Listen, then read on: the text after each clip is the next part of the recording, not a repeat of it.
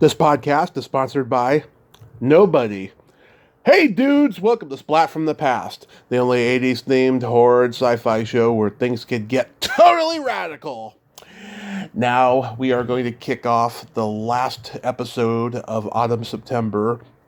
I will be talking to journeyman character actress Darcy Sheen. You all know her as the girl in Car in the underrated classic horror film Don't Go in the House.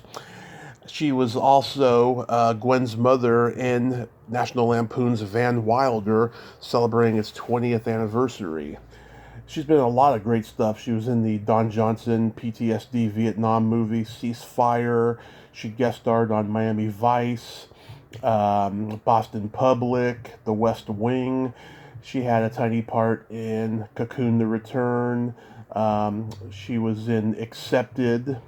And she worked with Louis C.K. and Louis Anderson on Baskets. And we're going to talk about all that stuff today, and I can't wait. I talked to her on the phone recently. She's a very nice lady, and we're going to have a great conversation. As I said, it's the last episode of Autumn September. I'm going to kick off Halloween October on Monday with a great guest. I'm going to try this experiment of only interviewing the same amount of people that I interview regularly that I've been doing since the year began, because interviewing 3 people a day, every day, sometimes 5, 6, 7 days a week is just, it's too much for me. Last year, I can't believe I survived it. I was just going insane. So I'm going to try to do, 4 to 6 interviews a week during the month of Halloween, October. I don't have anything to prove anymore, so I'm just going to do what works well for me. But don't worry, you will not be disappointed by the amount of guests I'm going to have. So yeah, here is my interview with Darcy Sheen. Hello. Hey Darcy, welcome to the show. How are you today? I'm good, Tommy. How are you? I am just spectacular. This is such a great honor. Thank you for taking the time today. Oh, it's my pleasure. My pleasure. So, going back in time, did you gravitate toward acting early on in your childhood? I actually did. My mother had a modeling agency and a modeling school, and she did club fashion shows, and she started out in radio and television. Nice. She did fashion shows for club women. In those days in Fort Lauderdale, where I grew up, the big restaurants would have fashion shows as entertainment in the evening. And then later on, we did fashion shows, poolside fashion shows for tourists during the season. And I remember modeling. I started modeling when I was 2. And I remember modeling. They had little nightgown and matching little robe sets that little girls would wear. And I was modeling, and I decided I was going to do a yawn, pretend to do a yawn. And I did this big yawn, and the audience went crazy. And I thought, ooh, I like that. What is that? So I followed through on that when I was in high school and got very involved in theater at that time. And then went away to college and studied to be a fine arts painter.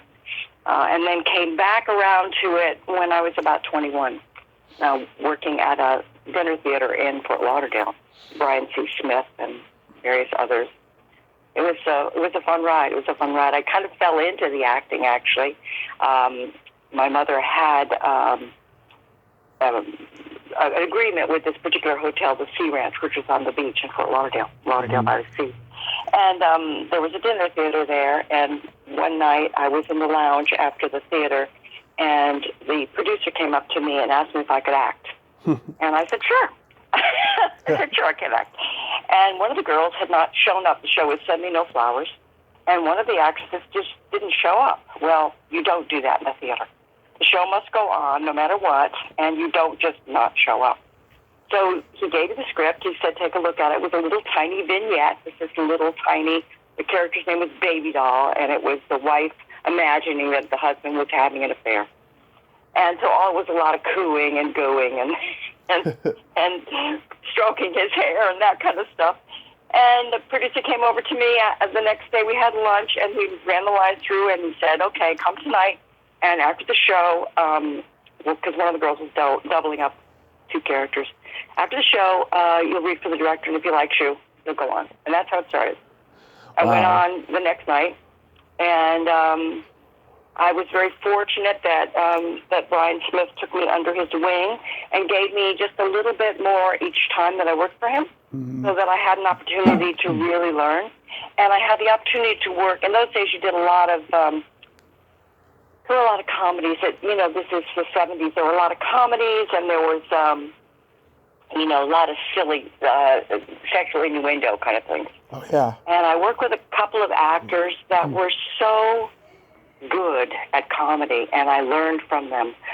And they would say, okay, try pausing here, or go up on the end of this line, or wait a second before you make that cross, or those kinds of just technical things. And the thing about theater and the thing about comedy is if you do that and you do it right, you know immediately, because you get a response from the audience, they laugh.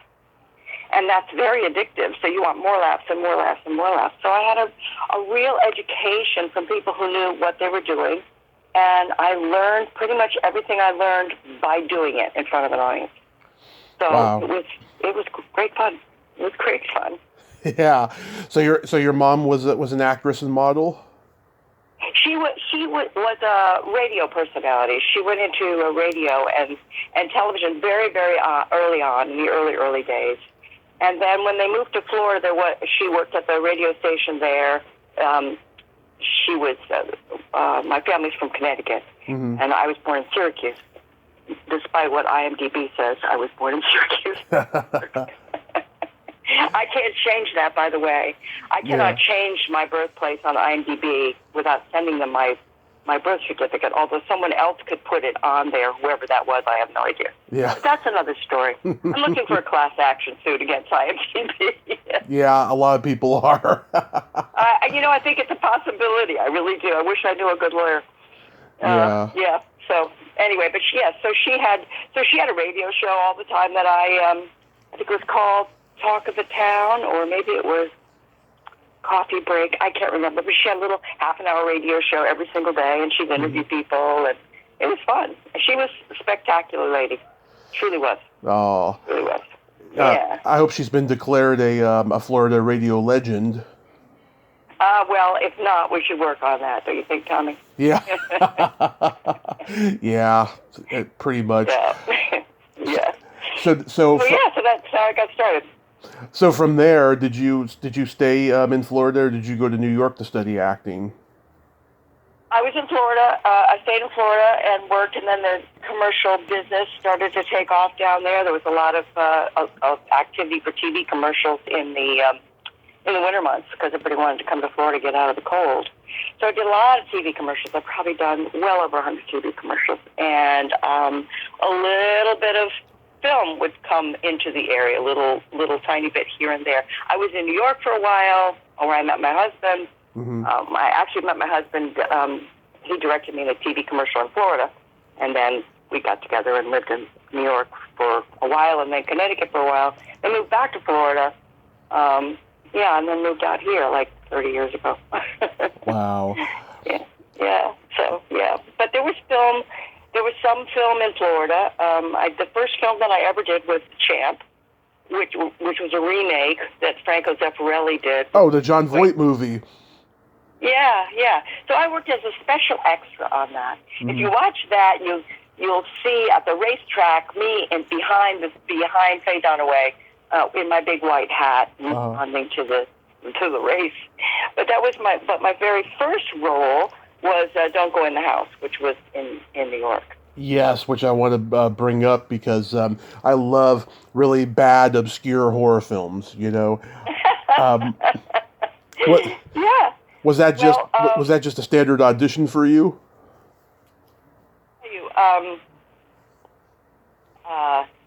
Friend of my husband's, they had worked together. Joe Mansfield, who wrote the wrote the script and was a producer on it. And I went in and read for the director, Joe Ellison. And but I got the audition because of my husband. I don't think he was my husband at that. I think we were just together at that time. But anyway, And it was very low budget. We used my car in the scene with all my wardrobe. I did my makeup. The whole thing was just, I drove out to Sandy Hook, New Jersey, which is way out, and it was January, and it was freezing and desolate, and just drove out into the middle of nowhere and waited for the crew to arrive. It was so right. I mean, Yeah. it was a very small crew, and it was very cold, and I was all dressed up in my heels, and but it was fun, and now it has this cult following, which I think is just amazing. I remember going to see it. We went to see it in a theater in Westport, and we took a couple of friends, and my friend Corky told everybody in the entire movie theater that I was in it. Yeah. It was just like, oh my goodness, I was wanting to crawl under the bleachers, but no, it was fun. It was really, really fun, and but it was quite an introduction because, of course, it was very quick. Whereas now, whenever you work, you get paid. Somebody famous said you get paid for waiting. You don't get paid for working. Working is the dessert. It's the pleasure. It's the waiting that you have to endure. Did you have to bring your own lunch? I don't think I was there long enough for lunch. I just arrived early in the morning, and we shot it pretty quickly. I remember saying to the director, I remember saying to Joe, because the guy pulls up, right, the creepy guy, the murderer, he pulls up in his old truck, and I'm in the car, and he offers to give me a ride, and I say sure and get in the car with him. Yeah. And I said to Joe, I would never do that. I would never, ever do that, because I was so green that I didn't realize that it doesn't matter whether you do it or not. You have to figure out a way why you would do it. It's the character. And, yeah, exactly, because, in truth, I don't know that I would do that. But anyway, she did do it. That was the end of her. Yeah, we'll even see what happened. She must have got badly burned. Yes. No, thank goodness we don't see what happened to her. I think that would be hard on my parents, my loved ones. That's the only horror film that I've actually done. But it's a genre that's very popular. Oh yeah, and then, I can't think of another movie where a guy has a flamethrower and is killing people that way, because it's mostly a knife or a machete in most horror movies, or a chainsaw. But no, this one, everyone's getting burned. It's true. Yeah. It's pretty wild. Yeah, it was fun. It was Quentin, a great introduction, I'll tell you. Yeah, Quentin Tarantino was a huge fan of the movie. In fact, he ran it during a film festival that he was part of in the 90s. Really? Yeah. It was, I think, in Texas in 1996 or something like that. Yeah. It was like one of 10 movies that he recommended to be shown at the festival, and it did get shown. And also, too, I just found this out a couple of weeks ago, and I'm glad I know it. Kevin Smith, the indie filmmaker, he bought the movie theater that's right near the house where it was shot. Right? Yeah. He grew up going to that movie theater, and I guess it was not doing well because of the pandemic. So Smith bought it, and it's going to be running under his regime now. It's called the Atlantic Movie House, but now he's calling it the Smodcastle Cinemas. Calling it what? Smodcastle, because he I don't know, he came up with this word smod back in the 2000s. He had his own podcast called Smodcast, so he's calling it the Smodcastle Cinemas. Cool. That's great. Yeah. Wild. Then you do Thieves and Robbers. How was that experience? Oh my goodness. Oh, so then I moved back to Florida. And I went in and auditioned for these folks. And it was an Italian film company, obviously. At Thieves and Robbers, when I did it, was called Cat and Dog. Mm-hmm. And I went in and I read, and I ended up playing Marion, who was Bud Spencer's wife. For some reason, I am always paired with an enormous man as my husband, like a mountain. I mean, he was so huge, such a big man. He had to be 6'3" or 6'4", and he must have weighed 280 pounds or something. I mean, at one point I remembered I was going to give him a little kiss on the cheek, and I could not get to him. I was like jumping up trying to get to his cheek.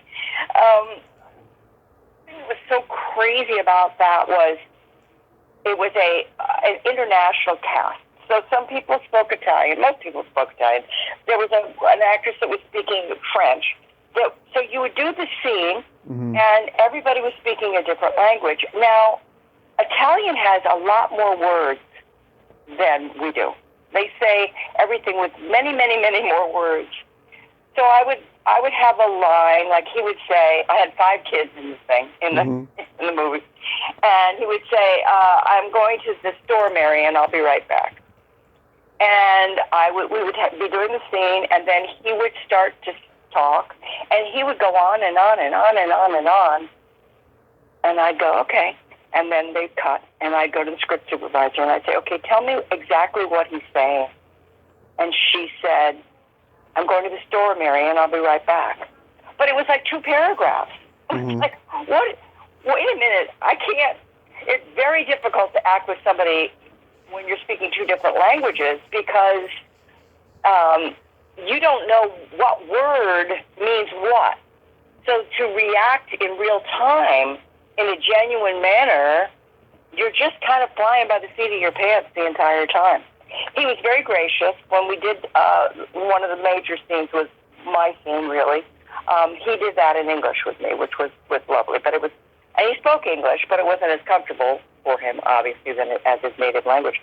But it was wild. It was wild. But I got pretty good. I worked on it for 2 weeks, so I got pretty good at understanding Italian, a little bit here and there.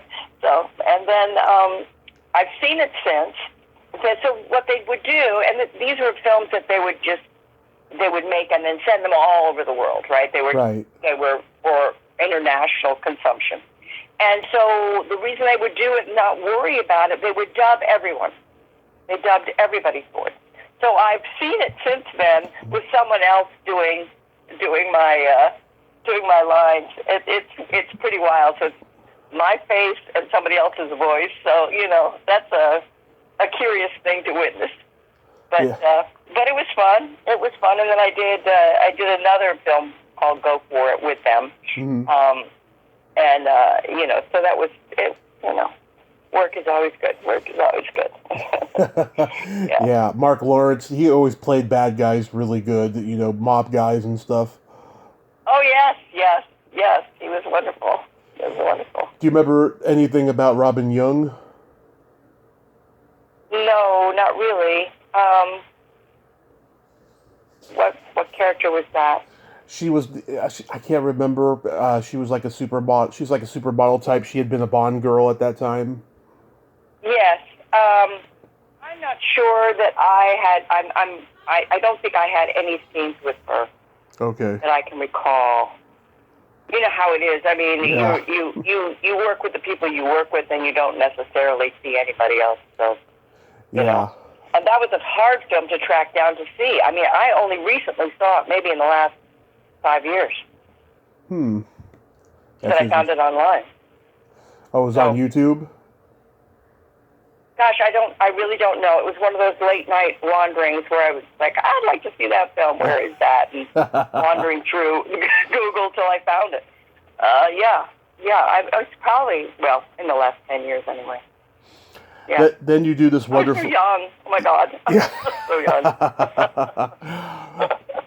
Then you do this wonderful little film I love called Ceasefire. Oh, yes.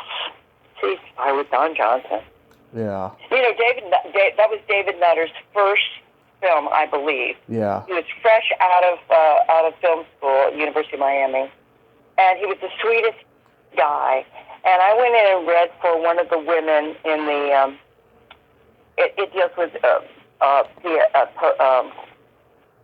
post-traumatic stress disorder. Yes. And I think it was one of the first films that ever dealt with it. Like, I didn't even know about it.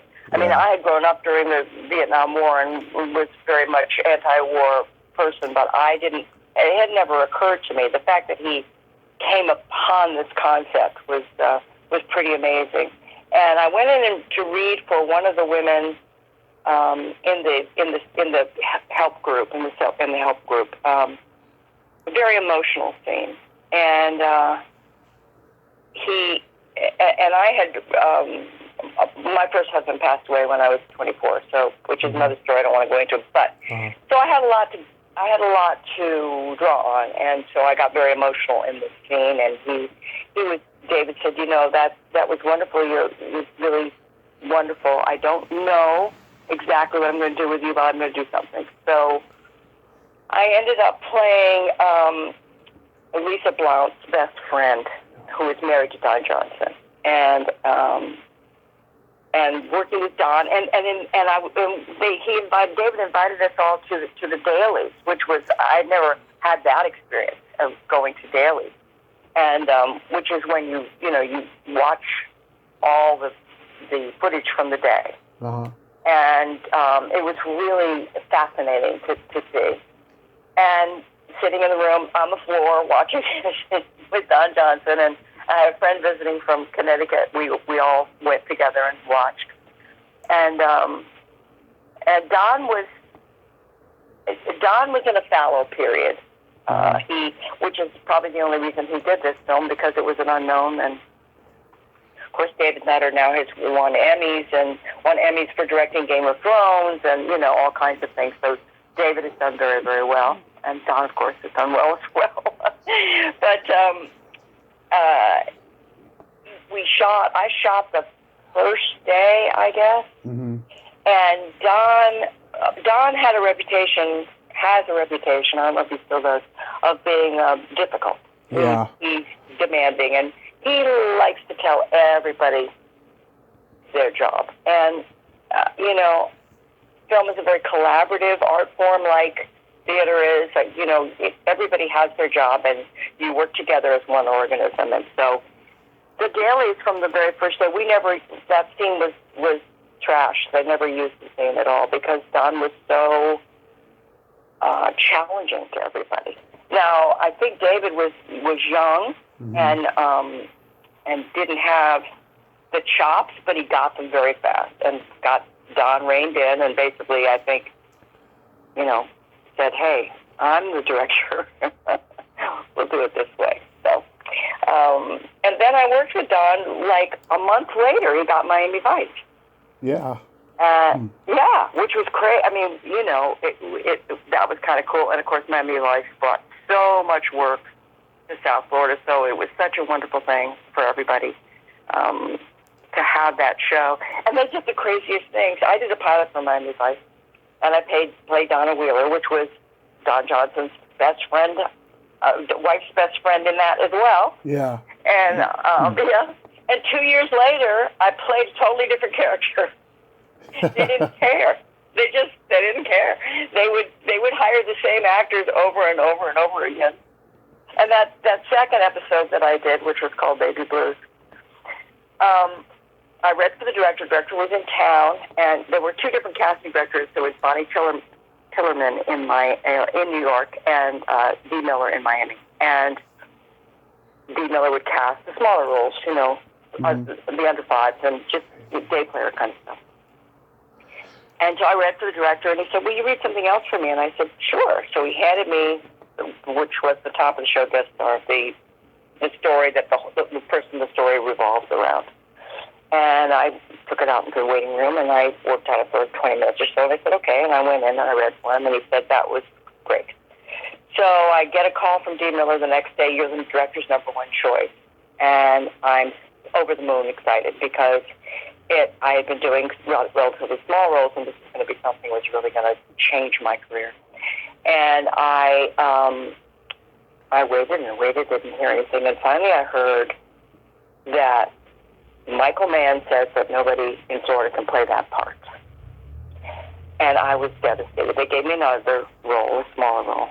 And I realized that there was a ceiling in South Florida, that I was not going to be able to do the kinds of roles that I wanted to do if I didn't leave. And that's pretty much why I moved to L.A. Now, I found out much later that it had nothing to do with Michael Mann, that he didn't say anything about anything, probably didn't even know I existed. That it was about the two casting directors and about the contracts that they individually had which was a great lesson to me as an actor, because so often you don't know what happens. You're the last person to know anything. And very often there are things at work that you just don't know anything about. Yeah. So to make assumptions is a waste of time. Now I just always assume, like, if I don't get a job, I just think, okay, well, you know, they went in a different direction. They saw something, some element within that person, within that actor, that they were looking for. And, you know, it comes down to being something that simple. It's just a quality that reads on camera that you could do a great job and be absolutely spot on and serve the script perfectly and still not get the job, which is, you know, a great lesson to learn, because it keeps you from a lot of pain. You know? Yeah, another actress in the movie, Chris Noel, who had done beach party movies in the 60s, she is a huge advocate for Vietnam veterans nowadays. She has a nonprofit organization. Oh, that's great. That's great. Well, you know, I mean, I really think he brought this to the forefront. Mm-hmm. I think he was, as far as I know, I never heard anybody talking about it before. And it's a huge thing. It's a huge thing. It makes it, you know. Yeah. It made a huge impact on a lot of young men. It continues to, right? Same thing with the war in Iraq and Afghanistan, and, you know, I mean, these are horrible, horrible things. Yeah. I'm so lucky I didn't qualify for service with all my disabilities and stuff. But I did know a couple of guys who didn't make it, unfortunately. Yeah. No, it was a horrible thing. I mean, it was a horrible, horrible thing. And, you know, we didn't even have the right to vote at 18. Yeah. Go to Vietnam, but you couldn't vote. And you know, I did a lot of protesting at that time, and you know, it was a horror. It was terrifying. Mm-hmm. It was terrifying. Then you were in Cocoon: The Return. How was that? Oh my gosh. Well, so I pardon that. It's so funny when I moved to LA. Mm-hmm. Was playing when I flew out to LA. Cocoon was playing on the plane, which I thought was a very a fine omen for things to come. Small role in that, but the glory of that film for me was I got a phone call from the casting director. I think it was Beverly McDermott at that time. Mm-hmm. And it was either Beverly McDermott or Denora, I'm not really sure. And they asked me if I would come and to the table read and do a couple of the roles of people that weren't going to be at the table. And the table read was Jessica Tandy and Hume Cronin and Gwen Verdon and Jack Guilford and Donna Michi and Wilford Brimley and Lane Stritch and Maureen Stapleton. Right. It was sitting at this big table. The younger actresses, Courtney Cox and Tawny Welch was most of the stuff that I read, but I don't think Courtney wasn't there as either. It was just all these old-time stage actors and old-time film actors sitting at this table during the table read, because that's the tradition in the theater. Now, not every film does a table read, and I think these younger actors at the time either had other commitments or didn't want to come down 3 days early to do that, or whatever it may be.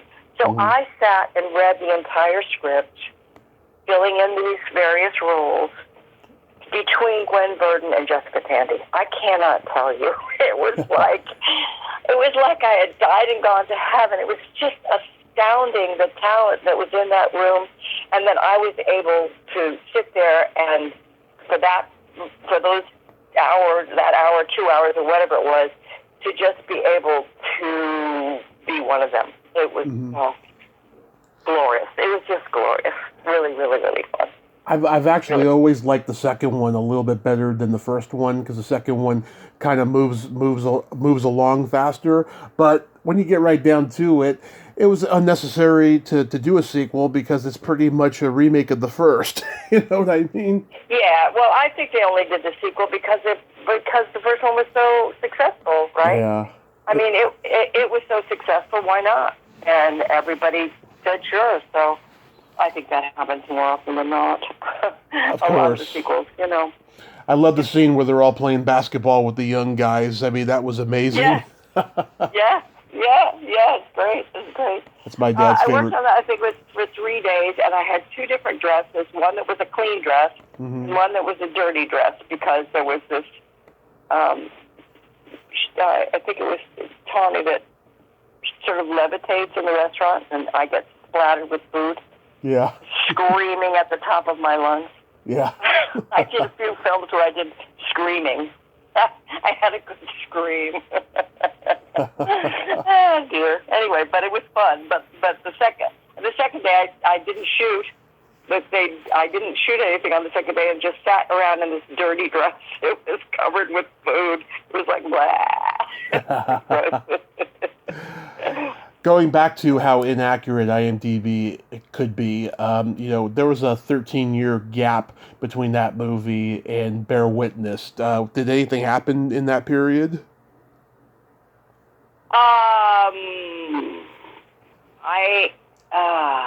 Sure. I'm sure a lot happened in 13 years. I may have been concentrating on other things. I may have been doing live theater at that time, or I may have been, I don't know if there's television within that. There was nothing. I started concentrating on television. You kind of, you go up for whatever and you get whatever you get, but I focused on television. I focused on commercials for a long time as well. I was doing a lot of looping, which is background. How do you explain looping? Looping is when you do a scene, like when ADR. You do 2 actors, let's say, yeah, Yeah. a whole bunch of people around them, but they don't actually say anything. They just pretend to be saying things when you shoot, so that the sound is clear, and then you go in and post, and you fill in the voices of the people that are around. So that's what looping is. And I was doing that for a few years. I kind of move around, whatever. But I'm sure I was doing something in those 13 years. I hadn't really noticed that. There's a credit that I don't think is on IMDb, which was the Police Academy 5 film, which I shot in Miami. Really? You were Police Academy 5? Yes, I was. But you only hear my voice. I went to the premiere. I was also excited and everything, and I sat there and came up to my scene, and all you hear was me saying "diamonds" as the diamonds fall out of the movie camera or whatever it was. I can't remember, but yeah, and I think I've tried to put it on there a couple times, and it goes on for a while, and then they take it off, and I was credited. So I don't know. Yeah, I remember that. I remember the diamonds, slowly falling out of the bag, Yep. Well, that was me screaming, "Diamonds!" Yet another screaming roll. Yay! I don't do many screaming rolls now, thank God. Yeah. No, things are much better now. Much better now. Yeah. How was doing Bear Witness? That was mostly night shoot. So it was. I had a great character in that. That was really, really fun.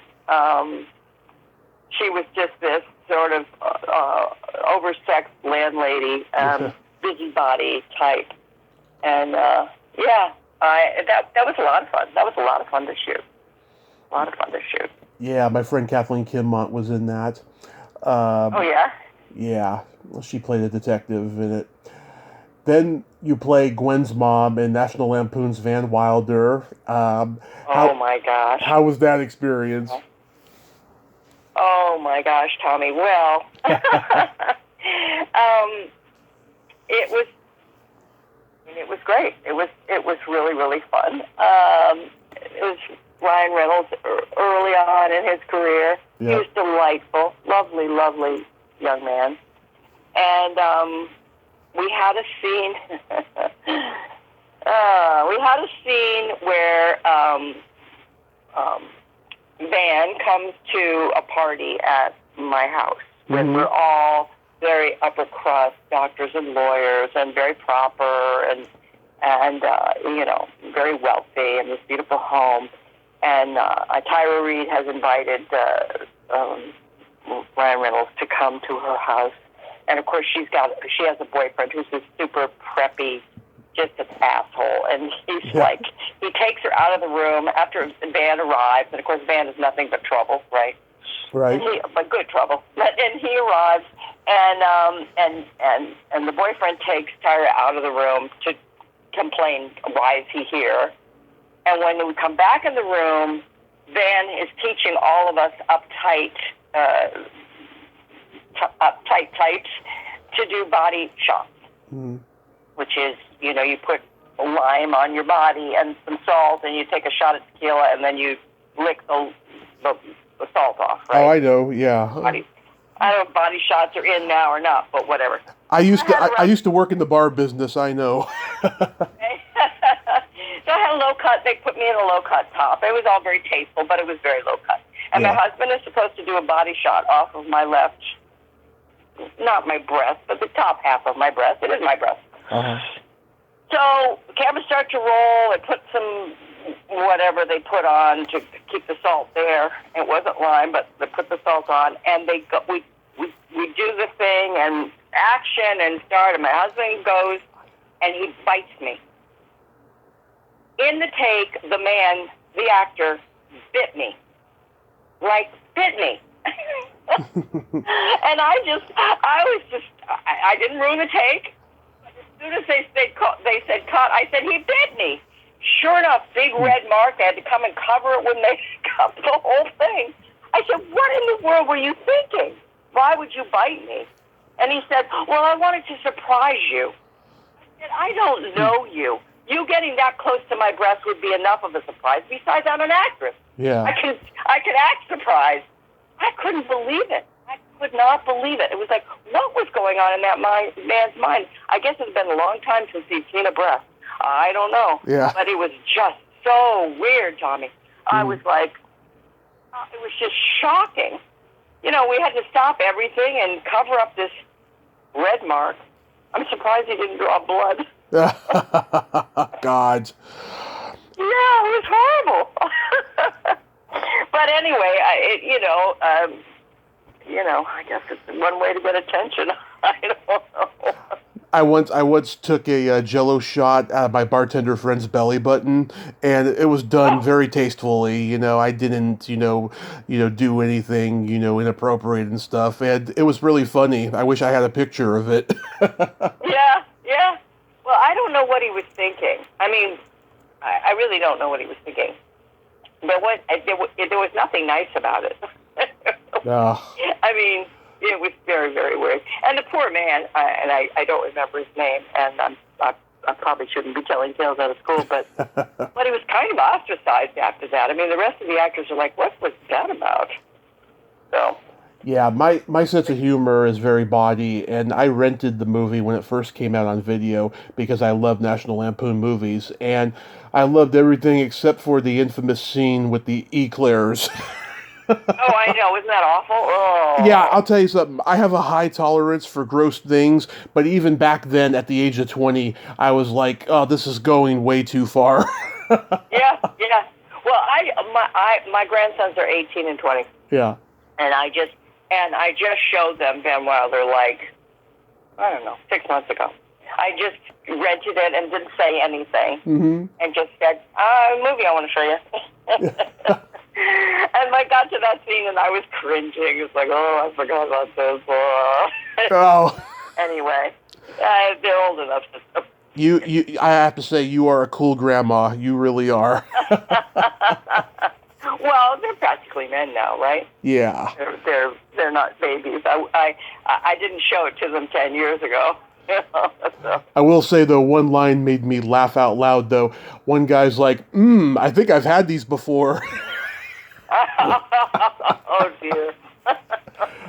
That's a great line. Oh dear, yeah. How was Tara Reid? Because I met her and she wasn't very friendly. Um, uh, uh,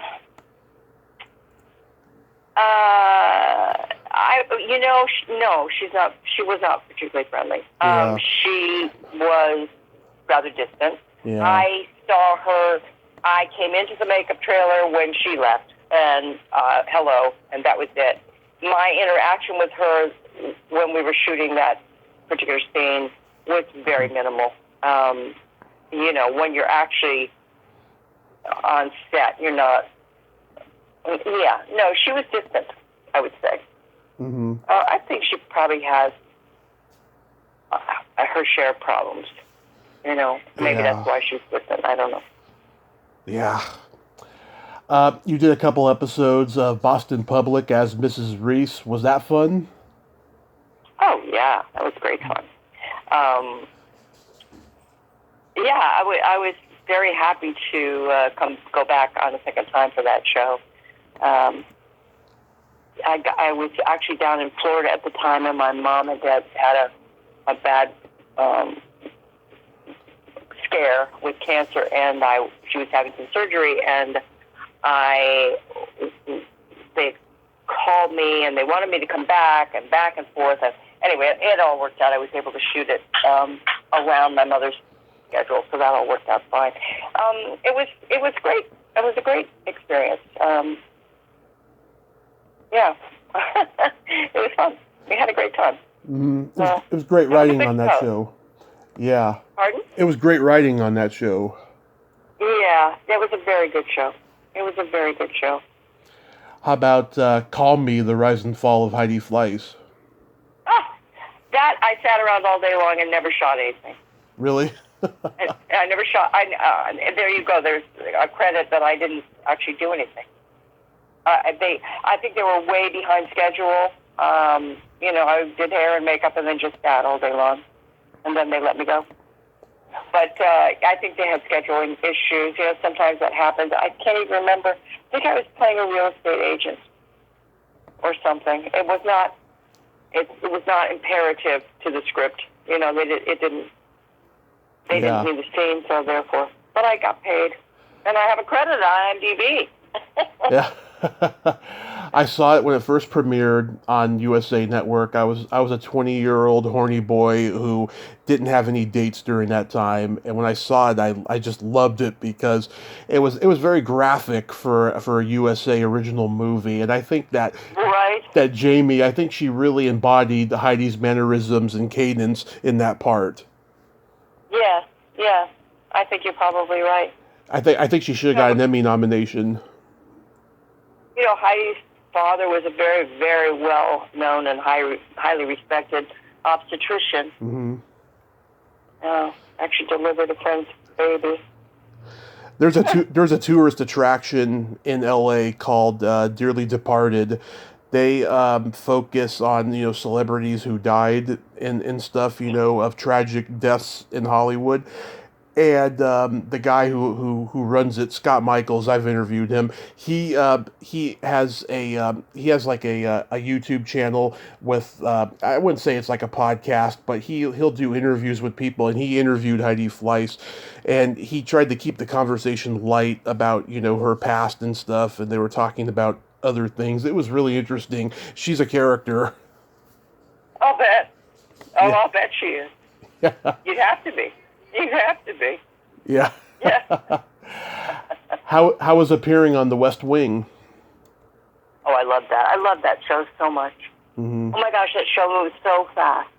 The scene that I did with oh my God, his name just went out of my head. Oh God. Anyway, he's coming through the door, and you've got all these people standing in the hallway. And I mean, if you watch that show, you realize that the dialogue goes so fast. Everybody's talking so fast all the time. And motion, movement, always everybody walking, and walking fast. And they come through this double doors, Jimmy Schmidt, It comes through these Yeah. double doors. It comes through these double doors, and handheld camera on him as he comes through the doors, and then they're backing up through this hallway, and extras and people are coming sort of in and around him and everything, and I'm standing up against the hallway, and then I've got to like jump in front of camera and turn around and say my lines with him as we're walking. It was just, it was so, it was choreography, right? It was like, it was like a dance routine to get in there, not get hit by the camera, not get in so that you can be seen.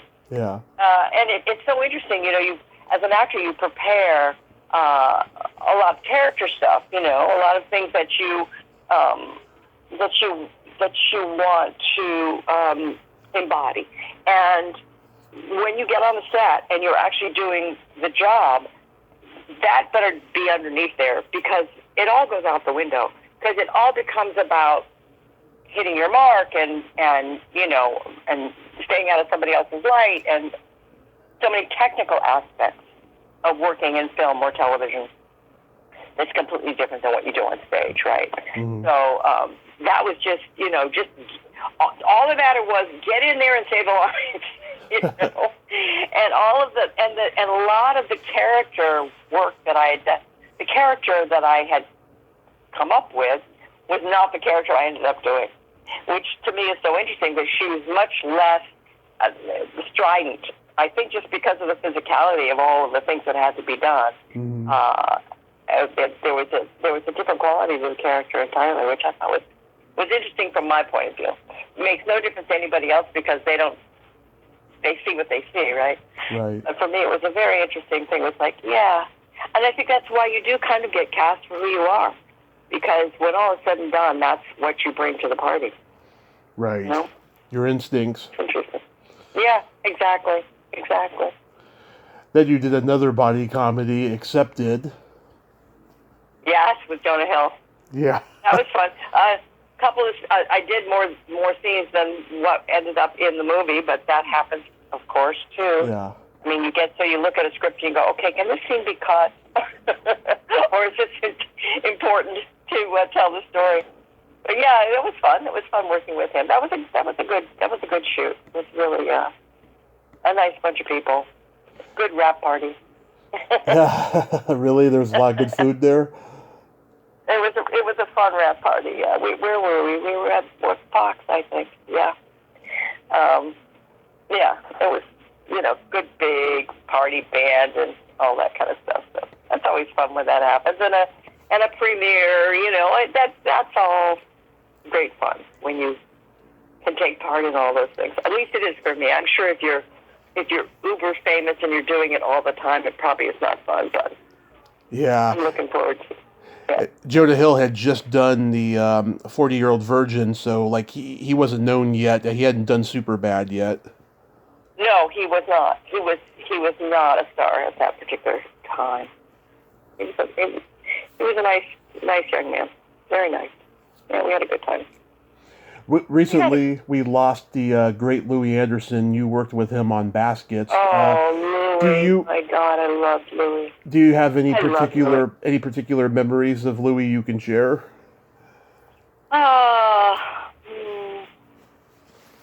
Louis really was channeling his mom, and he loved his mom, and he was so. When he was dressed as Christine, he was Christine. Mm-hmm. He was a lovely, open-hearted, genuine man, and I had a real simpatico with him. I remember at one point we were shooting 4 episodes. We did a lot of time. I played one of the golden mean girls, mm-hmm. And we spent a lot of time playing cards. That would be what we did together, the 4 of us, and we shot 4 episodes of playing cards, day for night. So it was daytime, but we were lit as if it were nighttime, and we were just doing one scene from one episode and then another scene from another episode of all of the card play. Mm-hmm. And at one point, Louis sat down, and when we were between takes, and I said, "Louis, I said, you're so nice." I said, it's very, very hard for me to be mean to you. And he looked at me without blinking an eye, and he said, well, you better learn how, because otherwise we'll find somebody else to do it. It was, he was teasing me, of course, but it was funny. I mean, it was just like, yeah, okay, all right. It was like he was giving me permission to be as nasty as I could be. Because he really was such a lovely man. I really, really liked Louis. Yeah, I know that. Yeah, he was very close to his mother, and his father was kind of an abusive drunk to him and his 7 siblings, or how many ever he had. Yeah, he didn't talk about that at all. Yeah. I never heard him talk about that at all. But yeah. But I'm talking about rap parties, boy. That they had some great rap parties. They had a great rap party at the end of the last season the season before, I guess. Yeah, that's the Cicada Club. Oh God, that was fun. And then Sony had a huge end of the series party as well. So they knew how to party. Yeah. I like parties. That's awesome. Yeah. That's awesome. Yeah. See, you're a hip grandma. Yeah. I don't look myself much as a grandma, but I am one. Yeah. Do you have any upcoming projects you'd like to mention? I just finished shooting a film called Leroy, LAROY, in Albuquerque, and it's a very, very Coen Brothers, Farley Brothers, with a touch of Quentin Tarantino kind of black comedy. Nice. And it was written and directed by a young man named Shane Atkinson, who's just perfection in every way, just delightful. And I worked with Steve Zahn and John Magaro, and I don't know if you know Brad Leyland playing my husband, who's the ultimate, consummate big Texan, right? Mm-hmm. And it's a lovely role, and it's a fun piece, and I'm very excited. I don't think it will come out till next spring, but I'm very excited about it. I'm excited about my work on it, and I'm excited about the entire project, so keeping good thoughts for that. And then I'm auditioning. That's what we do. Do you have any plans of returning to theater now that COVID is kind of on its way out? I always love working in the theater. There's nothing like working in front of a live audience. It's very special. Just the fact that you start and you just keep going, right? You have to, no matter what happens, you keep going, and the feedback, the feeling, immediate satisfaction of you can feel whether things are working properly or not. Mm-hmm. I don't have any plans at the moment, but if somebody wants to hire me, I'm here. I haven't done a play in a while, actually. I had a lot of family problems, family issues, people that were sick that I had to take care of. So it's been 5 years. Last play I did was Rabbit Hole, and but sure, I love the theater. I love the theater.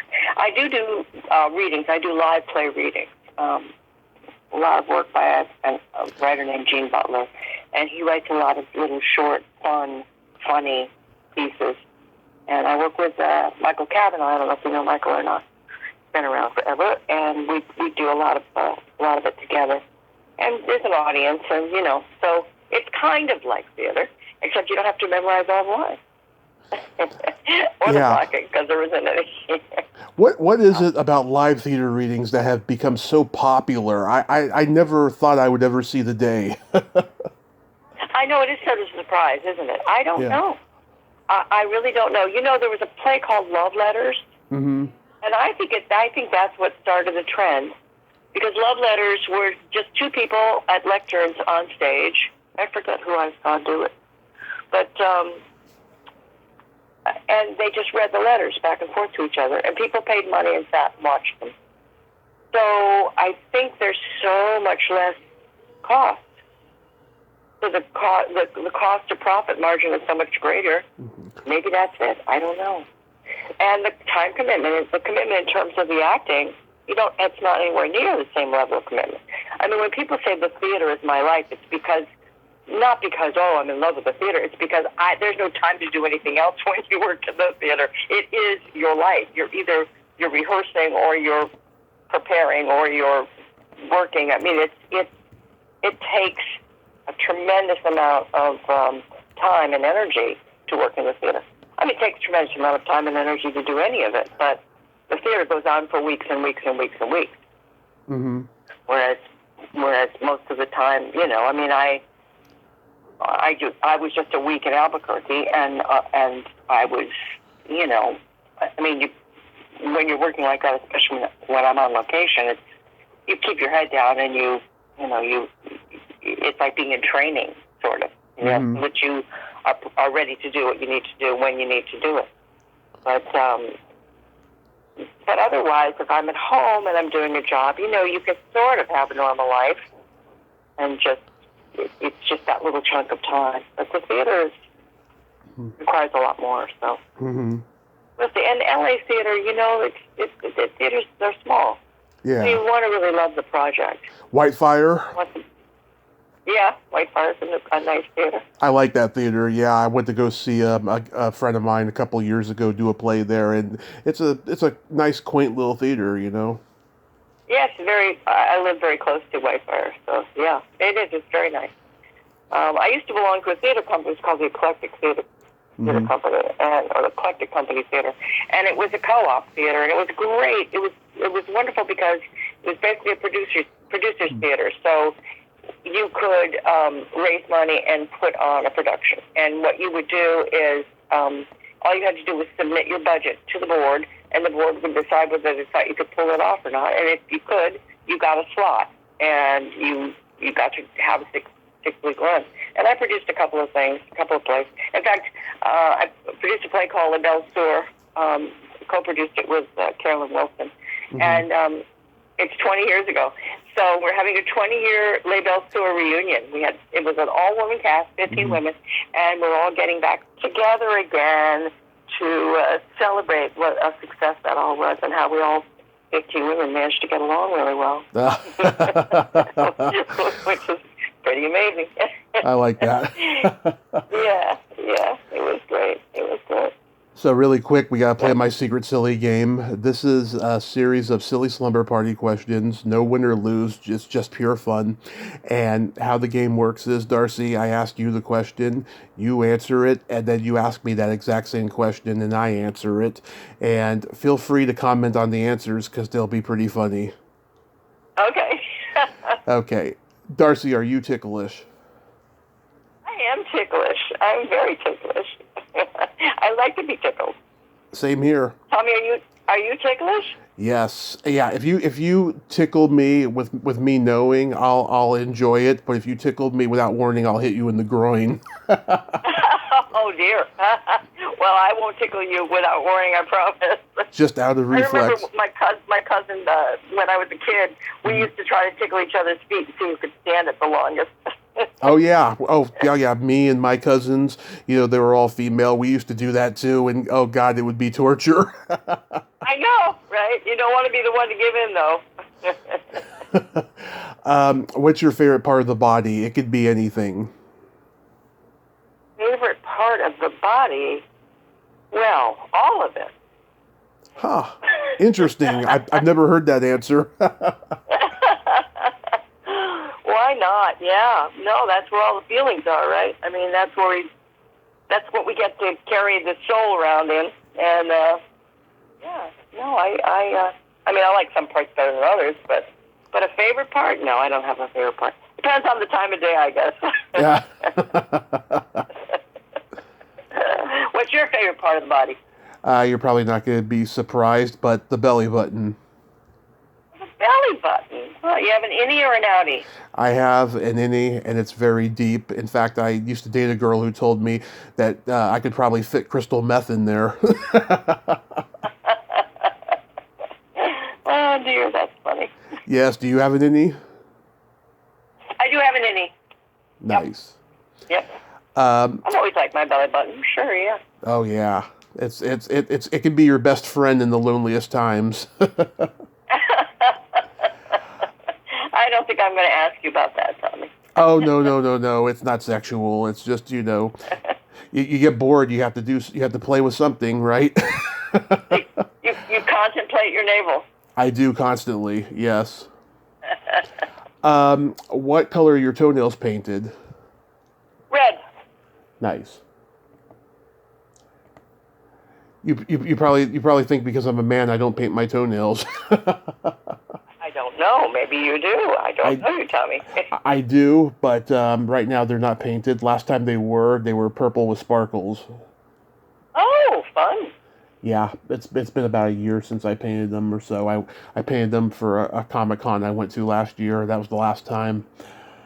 What would you say is your best personality trait?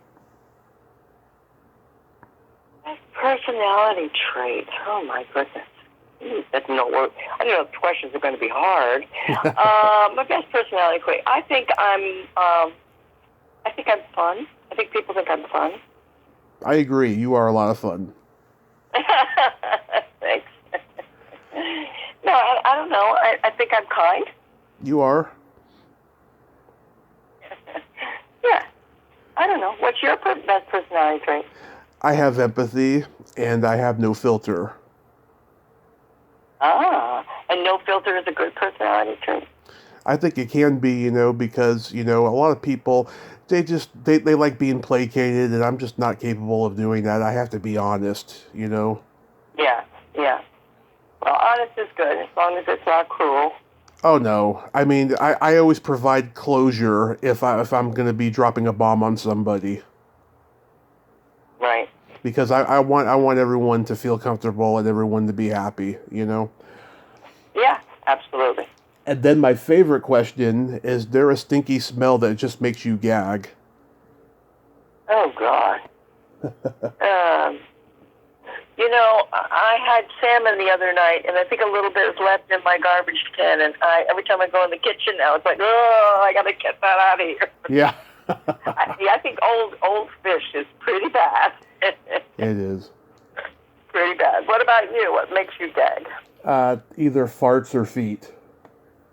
Well, feet aren't always bad. Depends. Yeah, it depends. Mostly guys are. Yeah. They could be the absolute worst. I have a joke for you real quick. Okay. What do you call a boy that doesn't masturbate? Frustrated. Oh, I get that all the time. No, a liar.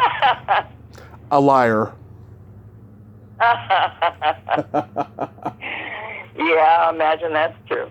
I hope it's true. Yes, it is true.